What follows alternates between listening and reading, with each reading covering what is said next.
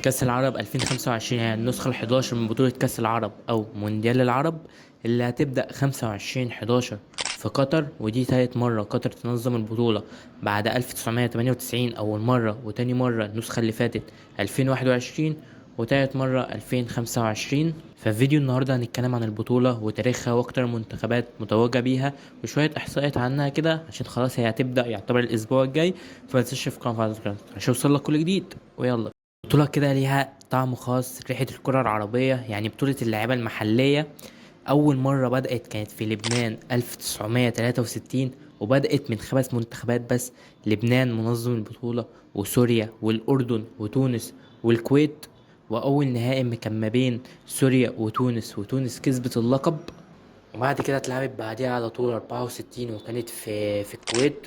والنهاية كان ما بين العراق وليبيا، والعراق تكسب البطولة التانية من كأس العرب وأول بطولة في تاريخها. وبعد كده تنظم البطولة في 66، والنهائي يبقى سوريا ضد العراق، والعراق تكسب تاني بطولة على التوالي ليها. وبعد نسخة 66 اللي العراق كسبتها، البطولة تقف بسبب أسباب سياسية واقتصادية بين الدول العربية في السبعينات وأوائل التمانينات، وترجع تاني في 85 وتتلعب في السعودية. والنهائي ما بين العراق والبحرين، والعراق يكسب الماتش والبطولة، ودي تالت بطولة ليه على التوالي. وبعد ما العراق تكسب تالت بطولة ليه على التوالي، بتتوقف البطولة 3 سنين وترجع تاني 88 في الأردن. والنهائي ما بين العراق برضو وسوريا. وطبعا العراق رابع بطولة ليها على التوالي، وخلاص دي آخر بطولة العراق كسبتها، يعني العراق مش هتكسب بطولات تانية.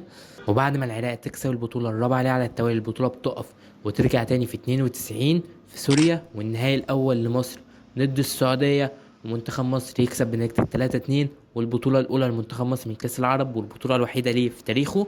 وكالعادة يعني بقت تتلعب سنة، تقف بتاع 3 4 5 6 سنين كده قدام، تتلعب تاني. والنهائي ما بين السعودية وقطر، والسعودية تكسب أول بطولة ليها بعد ما كانت خسرت النسخة اللي فاتت ضد مصر. أول بطولة يعني كانت في قطر. وبعد كده في 2002 في الكويت السعودية، وتالت نهائي ليها على التوالي ضد البحرين وتكسب 1-0. وبعد كده بتقف كالعادة برضو وترجع 2012، ودي كانت آخر بطولة قبل ما تقف توقف بعيد وترجع تاني في 2021. 2012 اتلعبت في السعودية، والنهائي كان ما بين المغرب وليبيا، والمغرب تكسب البطولة. وبعد كده زي ما قلت لك ان البطولة وقفت لان معظم الدول العربية كانت بتعتبرها بطولة ودية، وكمان البطولة ما كانش ليها راعي ثابت، فالبطولة بتقف لحد ما ترجع بتنظيم قوي جدا في 2021 من قطر. والنهائي كان ما بين تونس والجزائر. تونس اللي كانت صعدت على حساب مصر 1-0 بهدف عكسي لو تفتكروا يعني. والجزائر تكسب تونس بنتيجة 2-0 بعد تنظيم عالمي من قطر عشان يرجعوا تاني ينظموها في 2025. وبالمناسبة يعني في النسخة اللي فاتت مصر لعبت على التالت والرابع قدام منتخب قطر، وخسر بضربات الجزاء 4-3 لمنتخب قطر. ففي النهاية كده لو هنقول شوية إحصائيات سريعة عن البطولة، أكتر منتخب فاز بيها هو العراق 4 مرات، وال4 مرات كانوا على التوالي. بعد كده السعودية مرتين، ومرة كان الوصيف.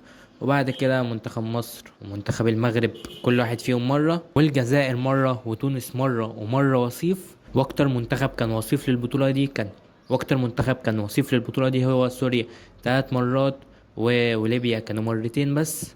ففي النهاية قولي توقعاتك للبطولة الجديدة 2025 اللي هتتلعب 25/11 أول ماتش فيها. فقولي مين هيكسب البطولة دي، هل الجزائر هتحافظ على اللقب للمرة التانية على التوالي وتكسبه ولا لأ؟ سير في الكومنتات، ومتنساش في قناة فاز جزر، شو صلك جديد. سلام.